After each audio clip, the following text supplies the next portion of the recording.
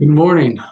Welcome to Orthodox Christian Theology. I'm Craig Trulia, and I'm going to do a little quick presentation this morning on the church union you never heard of. And we're talking about the Monothelite and Monoenergist unions of late 620s, I think, and generally 630s. And so I'm going to let you know about there's a time where almost literally the whole church other than Ethiopia was in communion, even after the Monophysite controversies in the and starting after Chalcedon. So here's the timeline of events. In 630, the Nestorians re-entered communion, but with Sassanid support. So meaning Nestorians were generally Christians of the Church of the East, and at that time, the Byzantine Emperor Heraclius had defeated the Sassanid Empire in war, and they were in civil war, and they had like a puppet emperor in place because he had a total victory over the Sassanids. So he had this puppet emperor in place, and I think it was a queen to be really technical, but long story short, they were able to kind of pull the strings to get union with them. And so in order to get the Nestorians in union, we don't have any direct evidence that they particularly espouse monoenergism, which is a doctrine actually very similar to something Nestorius taught, of a singular prosperine will, or whatever it is. I'll let better Christology experts discuss this issue. But the point is, with Sassanid support, all the Christians of the Sassanid Empire entered into communion with all the Christians west there, which would be the Byzantine Empire and Western Europe. At the same time, about 631, the Armenians re-entered communion after being occupied by the Romans. Heraclius himself is said to have debated with one of their bishops. He posed the Monoenergist doctrine in this debate, and the result was the vast majority of the Armenian bishops re-entered communion with the Eastern bishops. And the result was the Byzantine bishops, as well as Heraclius himself, received communion at the hands of the Armenian bishop. And so the Armenians were in communion with the rest of the church. Then in 633, Egyptian Miaphysites re-entered communion as well. They posed the Monoenergist doctrine. They quoted St. Dionysius the Areopagite. It was believed that he said one theantric will. We're going to talk about that in a second. But the result was now the Egyptian Miaphysites re-entered communion. So all the Miaphysites and Nestorians, which would have been in communion with everybody else, now we're in communion with all the Western Church. And what's interesting is we do know that the communion in Egypt was split somewhere in like southern Egypt. So there were Miaphysites down there that refused to enter communion. And that being said, that probably means Ethiopia was not in communion. Don't know, but the point is everyone was on paper in communion in the 630s. So we'll talk only a little bit about monothelitism and monoenergism. And long story short, it's based on what is probably a corruption of St. Dionysius Areopagite's formula, one theantric energy. Now, it's believed because St. Sophronius Jerusalem, which today, March 11th on the new calendar, is a saint's day, said that St. Dionysius Areopagite said new theantric energy. And what's important about this argument is, one, the scholarship thinks this is most likely the case, but also second, when he pointed this out, he appeared to convince everyone, even the monoenergists themselves, and then they came up with monothelitism. Monoenergism means one energy, one activity in God. Monothelitism, and that's in God the Son. Monothelitism means one will. Okay, and so that being said, being that the Bishop of Constantinople, who was espousing monoenergism, then dropped it like a bad habit, and then started espousing monothelitism, it's a good chance that it was proven at this time that that was not a accurate rendering of St. Dionysius the Areopagite. But in any event, this formula, the monoenergist formula, was used to bring the Miaphysites to communion, but the monothelitist formula was used to bring Rome into communion, which we'll talk about in just a second. Rome most definitely went into communion. So there was a council in Cyprus in 636, a council you've never heard of, but it was actually attended to by everyone, including Roman legates. The only person who wasn't there was the Bishop of Antioch, simply because the Bishop of Antioch was vacant. So there was no Bishop of Antioch at that time. So the ekthesis is actually an imperial document, but it effectively served as a decree. It took the decree of the council, made it Roman law, and it banned to discuss the operations in Jesus Christ, which would be monoenergism, but it also espoused monothelitism, which was from an earlier document called Josephos, which I'm sure I'm pronouncing wrong. Pope Honorius himself accepted one will in his letter to Sergius, so this is not like him banning the discussion merely, but he literally accepted monothelitism. Now, Father Richard Price and other scholars like to say, well, there was monoenergism seen in the Council of Constantinople II, but it should be pointed out the fact if it were, it seems unlikely that they would have dropped the wording so quickly. What we know about the fundamentalist character of these councils. The Council of Constantinople III found primary sources, the actual documents of the council in the minutes, with the insertions of monoenergism in them. So our best evidence is that monoenergism was an innovation in the 7th century. It wasn't something from the 6th century, certainly not the Council of Constantinople II. But be that as it may, monothelitism made it where you could have your cake and eat too. Everyone, including the Miaphysites, were espousing Chalcedon, but if you conflate in Jesus Christ his divine will and his human will to be just one will, it's effectively just having one nature. So you could say there's two natures, but it's just purely into natures. It doesn't matter, it's just purely imaginary. And so we see the whole church in a council that was almost ecumenical, right? If Antioch had partaken in this, it was almost an ecumenical council, had accepted monothelitism. And so I just want to point this out because everyone thinks, oh, things are so bad. It's the worst it's ever been.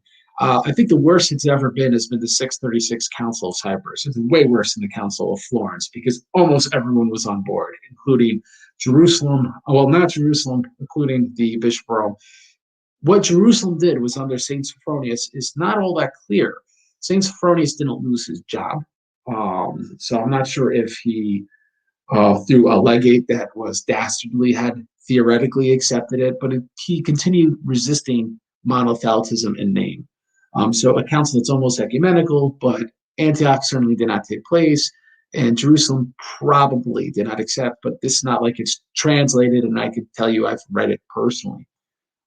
So I'm showing here a map of the Church of the East, and this is actually from around the era of the Mongols.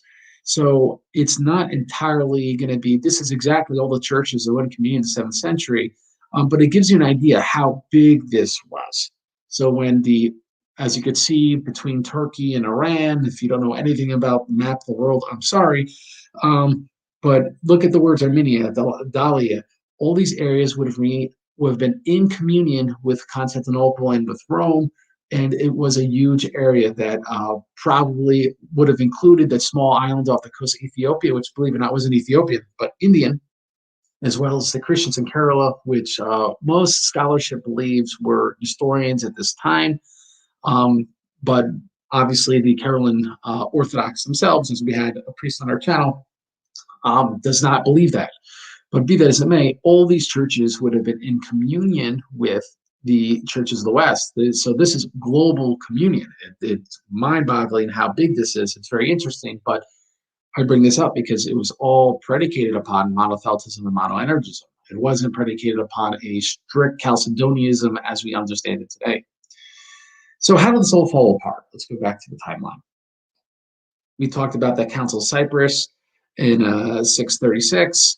Had Roman support. It expounded the ekthesis, but in the same year, the Persians experienced a decisive defeat from the Caliphate. Right, so literally, the moment this happens, the closest you're going to get to that global communion, it literally starts shattering. And we see in ultimately 644, it went back and forth. Alexandria was captured by the Arabs before 644, but by 644, Egypt was totally conquered by the Caliphate as well. And why is this the decisive factor? Monothelism persisted for a little while after that. That's what necessitated the Lateran Council and eventually the Council of Constantinople III. Why are these events what break up the Union? People don't think of the politics, but if you are an Arab caliphate with Christians that you just newly conquered under your control, do you want them in union with your enemies that you're trying to invade? Right? The answer is no. So what they're going to do is they're going to support those generally that weren't the elites, that weren't, let's say, the Melkites, the ones who entered communion. They're going to support the rabble, so to say, and their bishops and their supporters and partisans as a counterweight against any potential rapprochement with the West. And so this could be good and bad. So, for example, Council of Florence, the Byzantine Empire, which was tiny at that time, surrounded by the Turks, wanted to re-enter communion with Rome because they wanted military support. Do you honestly think the Turks wanted Jerusalem and Antioch to go into communion with Rome? Obviously not. I believe it was the Mamluks in Egypt, where Alexandria. Do you think they wanted the Alexandria to go in communion with Rome? Absolutely not. So we see this in history where a ruling empire wants to prevent communion or stoke sectarian controversies. Now, in the case of Florence, we tend to believe, well, that was fortuitous because the union was bad. Here, it could be the same. This union was predicated upon heresy. It's a heresy it seems like no one really liked, being that monophysites today don't like espousing monothelitism, monoenergism, even though some of their partisans had, and a majority of their partisans had accepted this at the timeline events you see here. But be that as it may, military defeats is what breaks up this union because now there's a military reason to support the bishops that will oppose it. So it's politics get in the way of Christians doing as what Christians are supposed to do, just like it was politics that brought this union into place. So this map you see here is the Arab invasions, and it gives you a kind of idea of the years in which they would have entered these areas and broke up the union. So we can see how Antioch, they entered 637, and Alexandria, they entered 641, and 636, they decisively defeat the Persians between the Tigris and Euphrates. You can see how they consolidated their rule in the Arabian Peninsula. So this makes pretty clear, and Aksum is Ethiopia, if you're wondering, this makes pretty clear that it was really the rise of Muhammad and the Caliphate that had split up this union because they locked off all of the crucial areas that needed to be under control other than Armenia. So that's what split off the union. And in our last slide, we can see what was left of the Byzantine Empire and the Arab Caliphate. And you will get an idea by looking at this map how this controversy would continue. You see where Rome is? Rome is within the Byzantine Empire. So clearly, the Byzantine Empire is going to want to keep Rome in their grasp, right? They're going to want to make sure that they're still monothelites. We can see in Carthage, you're going to think like, oh, that's far away from Rome. They're going to want them to be monothelites. But not surprisingly, Carthage and Rome are far away from the Byzantine Empire, and they want to exert themselves independently. And so they become diothelites. They reject the Constantinople. They reinvent, and I think it's that. Yeah, that's one last slide. They reinvent what the Pope teaches. But I just want to show you this, where you see the green touch to red in Africa. There was a rebellion from like half brother or the nephew or whatever that was the exarch in Carthage. So this whole diophysite versus diothelite versus monothelite controversy was actually split along the same lines of a political rebellion at the same time. And so why? It's not because they made up the religious controversy in order to have a rebellion. It's like, ooh, there's this rebellion, so we will be not persecuted if we can now more audaciously reject monothelitism, which at this time, right, brought the whole world into communion. So it's pretty big and powerful. And so that is the historical context, and it's literally split between these geographic lines of where the Byzantine Empire could project military power and where it is more tenuous. So this, like we talked about, what broke up this union, the death of Heraclius, the Roman emperor, right? You get the guy who put it all together and he dies. His son, Constans II, may not be quite as able and up to the task, but again, it was in the midst of a complete dissolution of the Sassanid Empire and loss of Egypt and subsequent caliphate policies, like I referred to before. And lastly, the heretical basis, right? If this thing had a good basis, it might have worked, but it was a heretical basis. God tends not to bless those things long term. And the scriptures speak about this. We see this in Gamaliel. He says, if this is of God, you cannot oppose it, right? So this union was so big, it included almost everyone. It eventually got Jerusalem under sway after Sophronius died, though technically, at least traditionally, Jerusalem was vacant until Constantinople III, though there were some bishops in between then. Their names are lost because they're probably all monothelites. But right, it got everyone. It got almost the whole empire. And how did this not totally take over? Right? You think they're going to win. They're so powerful. We got to resist this with everything you can.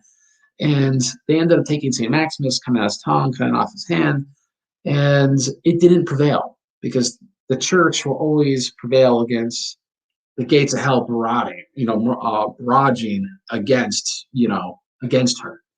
And so perhaps the greatest ever challenge to orthodoxy was in the 7th century. And if you were just a normal person looking at the signs of the times, there'd be no way it would have prevailed.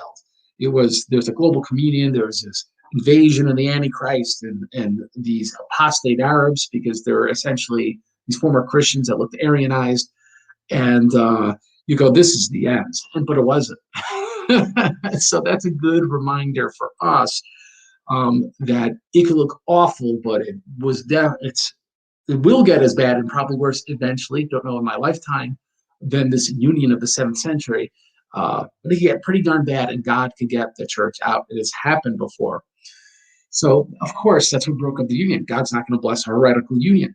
And so it was rejected by St. Sophronius quite energetically right before his death. What perhaps helped him was the Arabs took over Jerusalem, and so they couldn't just capture him and kill him. Right? It kind of defended him a little bit. And so in the hagiography, it doesn't dwell upon this. It dwells that he hated the Arab invasion. I'm sure he did, but it did help him defend the Diophysite view and hold a council rejecting it, because it gave him some sort of defense against the Constantinopolitan ability to project power and to force him under their sway.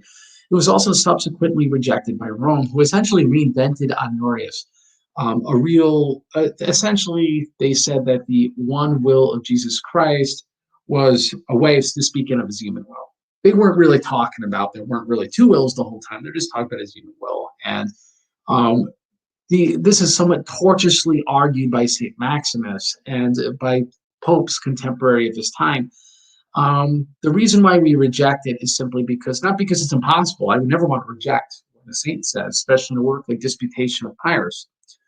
But rather it's because Constantinople III rejects it, and subsequent popes have also rejected that thesis. And it's now canonical to accept that Honorius did teach heresy, because that word teach heresy is actually in the Third Ecumenical Council, the Third Council of Constantinople in its sentence.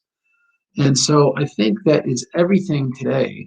And I will leave PowerPoint, and I don't think we're going to have any questions. This is one of those early morning shows. And so I'll just make the screen big and say, good morning, God bless you all. And hey, has this blessed you? You could bless the church in Cambodia. First with prayers. I was just contacted by Father Paisi, and he wants to figure out some different initiatives or legal stuff about raising money and expanding mission work in Cambodia. So I'd say just pray about it. God willing, I'll be talking with him Saturday morning. And those things are ongoing, but we need your prayers. And also, if this has blessed you, you can help support the Church of Cambodia monetarily by going to orthodoxchristiantheology.com/donate, which is scrolling to the bottom of the screen. Again, orthodoxchristiantheology.com/donate. Well, I won't belabor this further. Pray for me, and I'll end the show as I end all of them, which would be by quoting Jesus' Sirach, which is fight the death of the truth, and the Lord God will fight for you. God bless you. Have a great day.